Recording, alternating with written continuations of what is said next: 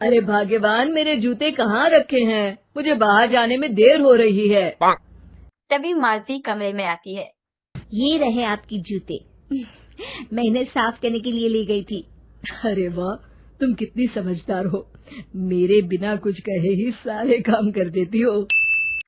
तभी मालती झिझकते हुए रमेश से कहती है। सुनिए जी, आपसे एक बात कहूँ, बुरा तो नहीं मानेंगे ना? अरे नहीं नहीं, बेफिक्र होकर कहो। शादी से पहले मैं अपने मायके में नौकरी करती थी। मैं चाहती हूँ कि अब मैं फिर से नौकरी करना शुरू कर दूं। वैसे भी सारा दिन घर में बोर हो जाती हूँ। देखो मालती, तुम्हारे नौकरी करने से मुझे कोई ऐतराज नहीं है, लेकिन तुम्हें एक बात बता दूं, हमारे खानदान में आज तक कभी किसी औरत ने नौकरी नहीं की। फिर भी एक बार तुम माँ से पूछ कर देखो, अगर वो तुम्हें नौकरी करने की इजाजत दे देती है तो अच्छी बात है। रमेश वहां से चला जाता है। फिर उसी शाम मालती अपनी सास के पैर दबा रही होती है। तभी उसकी सास मालती से कहती है। अरे क्या बात है बहू, आज तो ठीक तरह से मेरे पैर नहीं दबा रही। किसी ख्याल में खोई पड़ी है क्या? मैं भी तो जानूं आखिर बात क्या है। अब दरअसल वो माँ जी। अरे हाँ हाँ बोलो, इतना सोच क्यों रही हो? माँ जी, अगर आप बुरा न माने तो मैं नौकरी करना चाहती हूँ। घर के काम करने के बाद मेरे पास काफी वक्त बच जाता है। मालती की ये बात सुनकर उसकी सास गुस्से में कहती है। अरे बहू, तेरी तबीयत तो ठीक है ना? आज ये कैसी बहकी बातें कर रही है? भला हमारे खानदान में आज तक कभी किसी औरत ने नौकरी की है जो तू नौकरी करने की बात कर रही है? हैं? अरे बहू, तू क्या रिश्तेदारी में हमारी नाक कटाना चाहती है? हैं? जितना जल्दी हो सके अपने दिमाग से नौकरी का भूत उतार दे। और अब जा, जल्दी से रसोई में जा, खाना बनाने का वक्त हो रहा है। मालती मन मार कर खाना पकाने के लिए रसोई घर में चली जाती है। अगले दिन।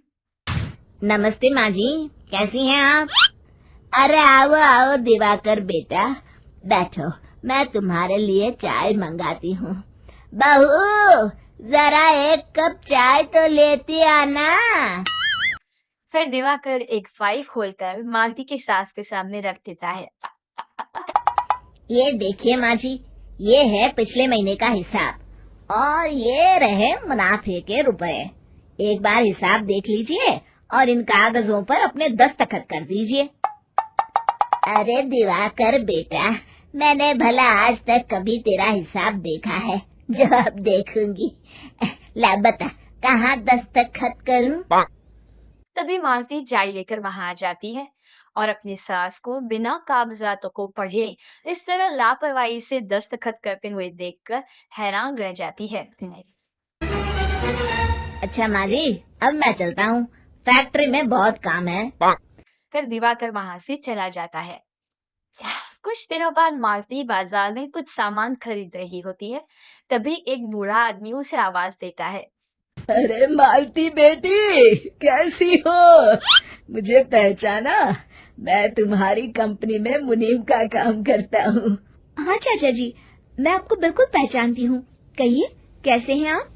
मैं तो ठीक हूँ। कंपनी में कुछ भी ठीक नहीं चल रहा, यहाँ तक कि हमें ठीक वक्त पर तनख्वाह भी नहीं मिलती। ये आप क्या कह रहे हैं? अब क्या बताऊं, आप लोग तो कभी हिसाब किताब देखने दफ्तर आते नहीं। मेरी मानो तो एक बार आप लोग दफ्तर आकर सारा हिसाब किताब देख लो, आपको असलियत पता चल जाएगी। अच्छा बेटी, अब मैं चलता हूँ, देर हो रही है। तब वो बूढ़ा वहां से चला जाता है। वहीं दूसरी तरफ मालती घर पहुंचकर अपनी सास को सारी बात बताती है। तभी वहां रमेश भी आ जाता है, लेकिन मालती की सास मालती की किसी भी बात पर विश्वास नहीं करती। तभी रमेश कहता है। अरे माँ, बिना आग के कभी धुआं नहीं उठता। जब मालती इतना कह रही है तो हमें एक बार दफ्तर चलकर देख लेना चाहिए। वैसे भी हम लोग काफी दिन से अपने दफ्तर नहीं गए हैं। इस तरह किसी एक आदमी के भरोसे काम छोड़ना मुझे भी ठीक नहीं लगता। अगले दिन वे सभी अपने दफ्तर पहुंचते हैं और सीधे दिवाकर के कैबिन में जाते हैं।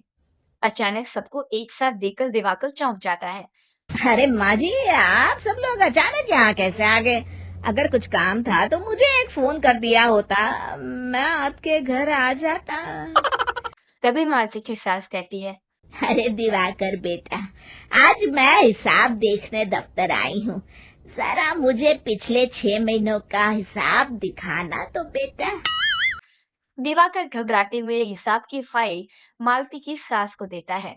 मालती की सास फाइल लेकर मालती को देती है और कहती है, ले बहू, देख ले हिसाब। मालती फाइल को बड़े गौर से देखती है और अगले ही पल उसे सारी गड़बड़ी समझ में आ जाती है। वो अपनी सास से कहती है, माँ जी, मुनीम चाचा बिल्कुल सही कह रहे थे। हमारी कंपनी में पिछले 6 महीनों में जितना मुनाफा हुआ है, हमें उसका आधा पैसा भी नहीं मिला। यूँ समझ लीजिए कि 1 रुपये में सिर्फ चवन्नी ही हमारे हाथों में आई है। मालती की बातें सुनकर मालती की सास गुस्से से दिवाकर को पूछती है, क्यों दिवाकर, मेरी बहू जो कह रही है वो सच है? दिवाकर समझ जाता है आज उसका भांडा फूट चुका है। वो गिड़गिड़ाते हुए कहता है, मुझे माफ कर दीजिए माँ जी, मैं पैसों के लालच में अंधा हो गया था। अरे वाह दिवाकर, तू तो एक नंबर का चोर निकला। इतने दिनों से मैं तुझ पर आंख बंद करके भरोसा करती रही और तू मुझे ही चुना लगाता रहा। अभी के अभी निकल यहाँ से और दोबारा अपनी शक्ल मत दिखाना। दिवाकर वहां से भाग जाता है। मालती की सास मालती को शाबाशी देते हुए कहती है, बहू, आज मैं समझ गई कि पढ़ाई लिखाई हमारी जिंदगी में कितनी जरूरी है।